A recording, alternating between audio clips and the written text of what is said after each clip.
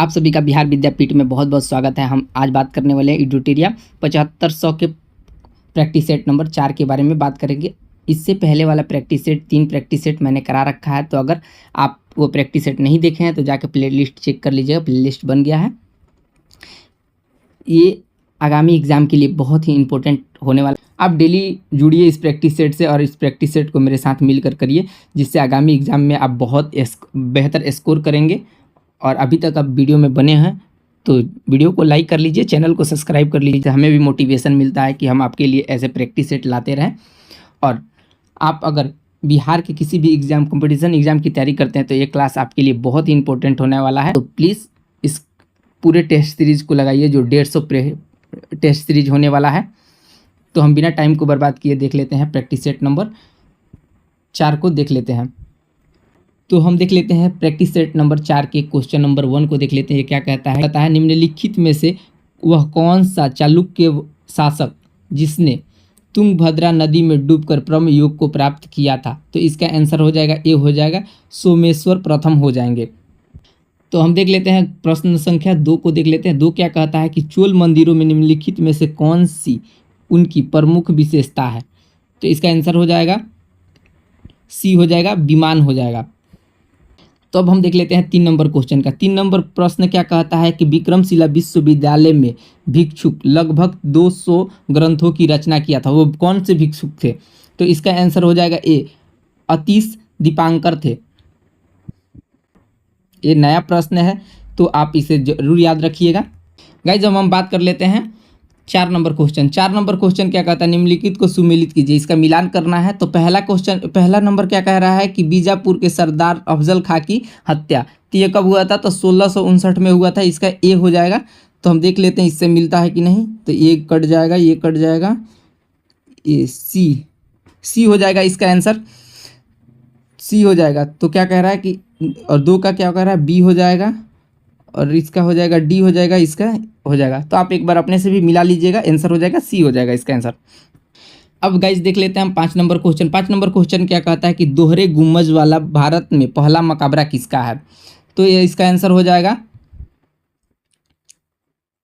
तो इसका हो जाएगा आंसर ए हो जाएगा, हुमायूं का मकबरा हो जाएगा।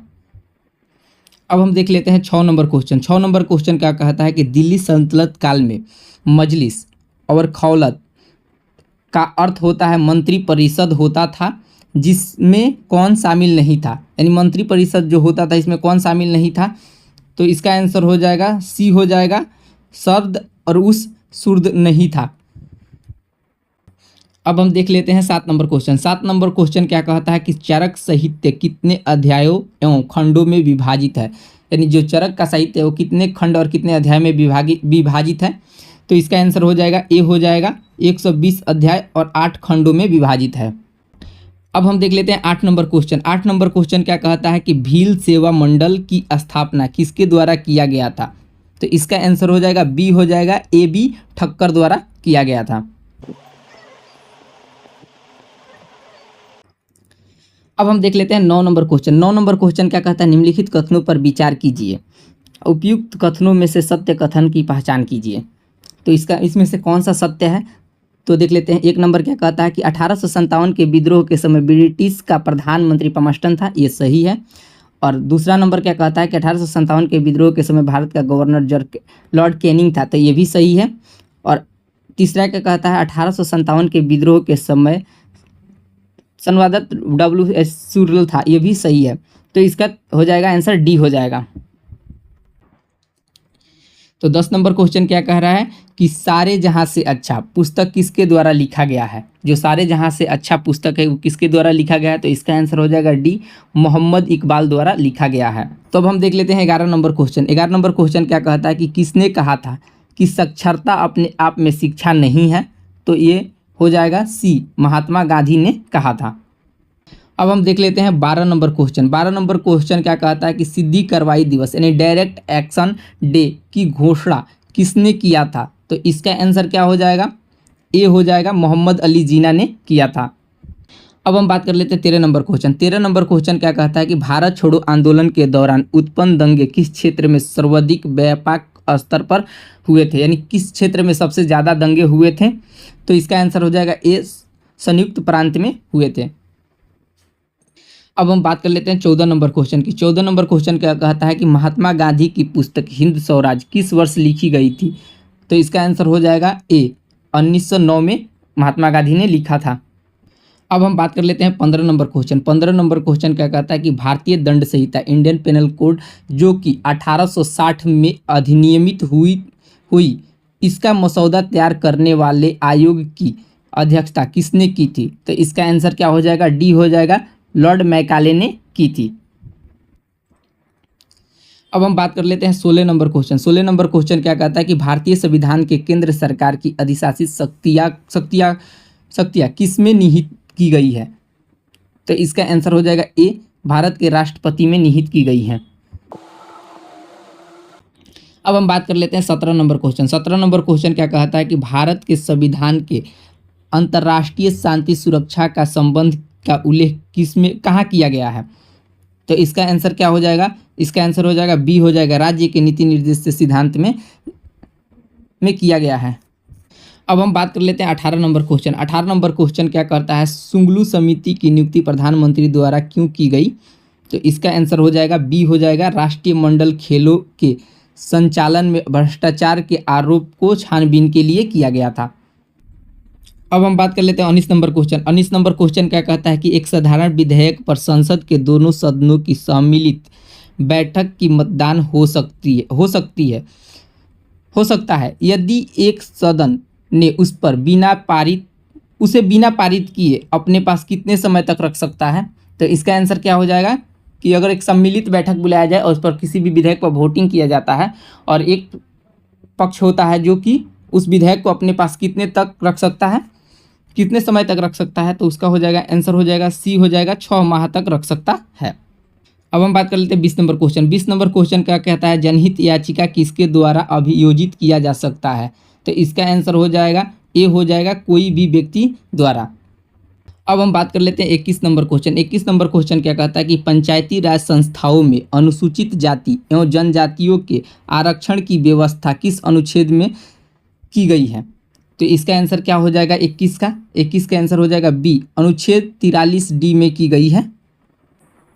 अब हम बात कर लेते हैं 22 नंबर क्वेश्चन का। 22 नंबर क्वेश्चन क्या कहता है कि पृथ्वी के आंतरिक भाग में किसी भी चट्टान का निर्माण अधिक ऊष्मा और दाब के कारण होता है? तो इसका आंसर हो जाएगा डी हो जाएगा, केंद्रित चट्टानों का होता है। अब हम बात कर लेते हैं 23 नंबर क्वेश्चन। 23 नंबर क्वेश्चन क्या कहता है कि भारत में कौन सी महीना वापसी मानसून यानी लौटते हुए मानसून के मौसम के लिए जाना जाता है? तो इसका आंसर हो जाएगा ए हो जाएगा, अक्टूबर नवंबर के महीना को जाना जाता है। अब हम बात कर लेते हैं 24 नंबर क्वेश्चन क्या कहता है कि 24 नंबर क्वेश्चन कहता है कि पीर पंजाल श्रेणी अवस्थित है? तो इसका आंसर हो जाएगा ए हो जाएगा, लघु हिमालय में पीर पंजाल श्रेणी स्थित है। अब बात कर लेते हैं 25 नंबर क्वेश्चन। 25 नंबर क्वेश्चन क्या कहता है कि अम्र वर्षा एक शब्द है जिसका उपयोग डैश के लिए किया जाता है? तो इसका आंसर क्या हो जाएगा? सी हो जाएगा, मानसून पूर्व वर्षा के लिए किया जाता है इसका उपयोग। अब हम बात कर लेते हैं 26 नंबर क्वेश्चन। 26 नंबर क्वेश्चन क्या कहता है? वह कौन सा आकाशीय पिंड है जो परिभ्रमण और परिक्रमण लगभग सामान्य समय अवधि में पूरा करता है? तो यह कौन हो जाएगा? तो इसका आंसर हो जाएगा डी, चंद्रमा है। अब हम बात कर लेते हैं 27 नंबर क्वेश्चन। 27 नंबर क्वेश्चन क्या कहता है कि यदि मांस को 140 डिग्री से अधिक पर पकाया जाता है तो निम्न में से कौन सी अभिक्रिया होती है? तो इसका आंसर हो जाएगा सी हो जाएगा, मेलाई अभिक्रिया हो जाती है। अब हम बात कर लेते हैं 28 नंबर क्वेश्चन। 28 नंबर क्वेश्चन क्या कहता है? निम्नलिखित में से किस विद्युत चुंबकीय तरंग में सबसे अधिक आवृत्ति होती है? तो इसका आंसर क्या हो जाएगा? 28 का सी हो जाएगा, गामा तरंग में। अब हम बात कर लेते हैं 29 नंबर क्वेश्चन। 29 नंबर क्वेश्चन क्या कहता है कि निम्नलिखित में से किन कारणों से इंद्रधनुष का निर्माण होता है? तो इसका आंसर हो जाएगा ए हो जाएगा, अपवर्तन, परावर्तन और प्राकीर्णन के कारण होता है। अब हम बात कर लेते हैं 30 नंबर क्वेश्चन। 30 नंबर क्वेश्चन क्या कहता है कि बुलेट प्रूफ जैकेट के निर्माण में आमतौर पर निम्नलिखित में से किस सिंथेटिक्स फाइबर का उपयोग होता है? तो इसका आंसर हो जाएगा डी हो जाएगा, केवलर का होता है। अब हम बात कर लेते हैं 31 नंबर क्वेश्चन। 31 नंबर का क्वेश्चन क्या कहता है कि प्रति ऊर्ध्वपातन की अभिक्रिया में डैश में परिवर्तन होता है। तो इसका आंसर क्या हो जाएगा? ए हो जाएगा, गैस और ठोस में परिवर्तन होता है। अब हम बात कर लेते हैं 32 नंबर क्वेश्चन। 32 नंबर क्वेश्चन कहता है डैश का उपयोग श्वसन परीक्षण में शराब चालकों की जांच के लिए किया जाता है। तो इसका आंसर क्या हो जाएगा? पोटेशियम डाइक्रोमेट का हो जाएगा, उपयोग किया जाता है। अब हम बात कर लेते हैं 33 नंबर क्वेश्चन। 33 नंबर क्वेश्चन क्या कहता है कि ब्रुसेलोसिस नामक बीमारी किसके कारण होता है। तो इसका आंसर हो जाएगा, ए हो जाएगा, जीवाणु के कारण होता है। अब हम बात कर लेते हैं 34 नंबर क्वेश्चन। 34 नंबर क्वेश्चन क्या कहता है कि एक सामान्य वयस्क मानव शरीर में लगभग कितना ग्राम मैग्नीशियम होता है। तो इसका आंसर हो जाएगा डी, 25 ग्राम होता है। अब हम बात कर लेते हैं 35 नंबर क्वेश्चन। 35 नंबर क्वेश्चन क्या कहता है कि सूक्ष्म जीव मृत पौधों से किसका उत्पादन के लिए कार्य करते हैं। तो इसका आंसर हो जाएगा डी, ह्यूमस का। अब 36 नंबर क्वेश्चन क्या कहता है कि अमीबा में भोजन का पाचन किस में होता है। तो इसका आंसर हो जाएगा ए, भोजन रसधानी में होता है। अब हम बात कर लेते हैं 37 नंबर क्वेश्चन। 37 नंबर क्वेश्चन क्या कहता है कि जल के पुनः अवशोषण में किस हार्मोन की भूमिका महत्वपूर्ण होता है। इसका आंसर हो जाएगा ए, वैसोप्रेसिन का होता है।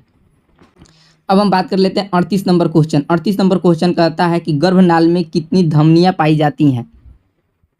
तो इसका आंसर हो जाएगा बी, 2 धमनियां पाई जाती हैं। हम बात करते हैं 39 नंबर क्वेश्चन। 39 नंबर क्वेश्चन क्या कहता है निम्नलिखित में से कौन सा मेडुला ऑब्लोंगाटा का कार्य नहीं है। तो इसका आंसर हो जाएगा डी, पेशियों का संकुचन में नियंत्रण करना नहीं है।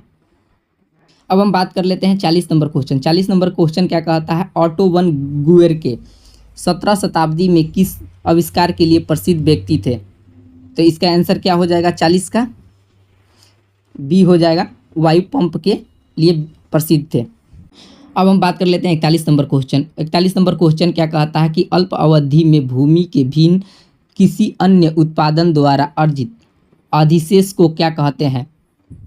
तो इसका आंसर हो जाएगा सी हो जाएगा, आभासीय लगान कहते हैं।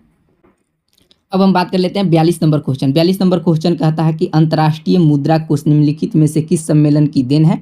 तो इसका आंसर हो जाएगा डी हो जाएगा, ब्रेटन वुड सम्मेलन की देन है। अब हम बात कर लेते हैं 43 नंबर क्वेश्चन। 43 नंबर क्वेश्चन कहता है निम्न में से किसे चिपको आंदोलन के व्यवहारिक पक्ष के रूप में जानते हैं। तो इसका आंसर क्या हो जाएगा? सी हो जाएगा, कॉमरेड गोविंद सिंह राणा को जानते हैं। अब हम बात कर लेते हैं 44 नंबर क्वेश्चन। 44 नंबर क्वेश्चन क्या कहता है कि लानोज और कंपोज घास किस बायोम के अंतर्गत आता है। तो इसका आंसर हो जाएगा डी हो जाएगा, उष्णकटिबंधीय बायोम के अंतर्गत आता है। अब हम बात कर लेते हैं 45 नंबर क्वेश्चन। 45 नंबर क्वेश्चन कहता है निम्नलिखित में से कौन सा टेरेस्ट्रियल बायोम का उदाहरण है। तो इसका आंसर हो जाएगा ए, टेंगा हो जाएगा। अब हम बात कर लेते हैं 46 नंबर क्वेश्चन। 46 नंबर क्वेश्चन क्या कहता है कि G20 के 18वें सम्मेलन का आदर्श वाक्य या मोटो क्या है। तो इसका आंसर हो जाएगा ए हो जाएगा, एक पृथ्वी, एक परिवार, एक भविष्य। गाइज इसका नीचे आंसर दिया है, आप एक बार अपने से भी मिला लीजिएगा जरूर। अब हम आगे क्वेश्चन देखते हैं। अब हम बात कर लेते हैं 47 नंबर क्वेश्चन। 47 नंबर क्वेश्चन कहता है मानव विकास सूचकांक का निम्नलिखित में से कौन सा एक आयाम नहीं है। तो इसका आंसर हो जाएगा ए हो जाएगा, लंबे एवं स्वस्थ जीवन जीने का क्षमता। अब हम बात कर लेते हैं 48 नंबर क्वेश्चन। 48 नंबर क्वेश्चन क्या कहता है कि गहन जिला कृषि कार्यक्रम को किस वर्ष प्रारंभ किया गया था। तो इसका आंसर हो जाएगा ए हो जाएगा, 1960 और 61 में किया गया था। अब हम बात कर लेते हैं 49 नंबर क्वेश्चन। 49 नंबर क्वेश्चन क्या कहता है कि क्षेत्रीय ग्रामीण बैंक की कुल पूंजी में राज्य सरकार का हिस्सा कितना होता है। तो इसका आंसर हो जाएगा बी, 15% होता है। अब हम देख लेते हैं इस प्रैक्टिस सेट का लास्ट क्वेश्चन।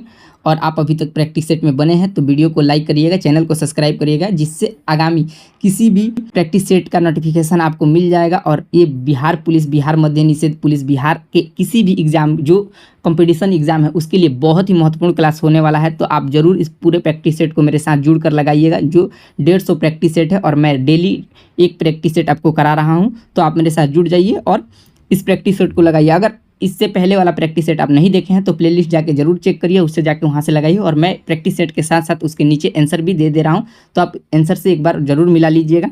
अब हम देख लेते हैं 50 नंबर क्वेश्चन, और इस प्रैक्टिस सेट का लास्ट क्वेश्चन है। तो निम्नलिखित में से कौन सा आरक्षित क्षेत्र कावेरी बेसिन में स्थित नहीं है?